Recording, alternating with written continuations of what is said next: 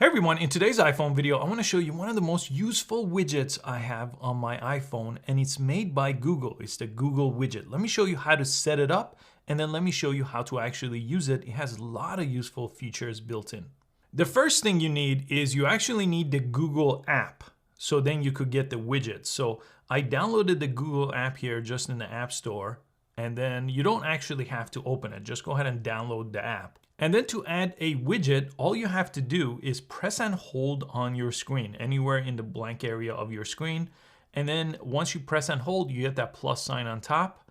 Press the plus sign. And here, if you scroll down, there's a bunch of widgets here that you should see. And Google, as long as you have the app, should be one of them, or you could search on top.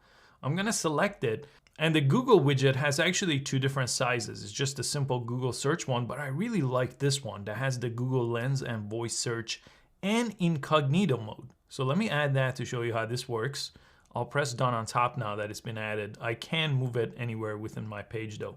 And check this out. So you could press search here and just do a simple Google search. So I could just do a Google search like this. And this is just how Google works, right? It's gonna show you a simple Google search.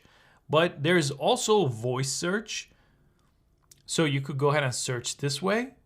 Let me show you Google Lens. And if you've never used it before, it comes by default on Android phones, but not on iPhones. Let me show you how it works.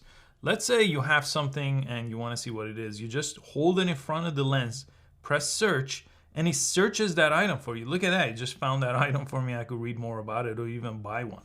Let me try it with a different item here. Let's see if it could figure out what camera I have here. Let's go ahead and search there. And look at that. It found the lens. It found the camera body here. And with Google Lens, search is not the only option. Look on the bottom. You actually could scan text. You could actually use it to translate. That's the Google Translate built into it. You could scan your homework, all kinds of stuff here. But I'll make a dedicated Google Lens video. It's very, very powerful and useful.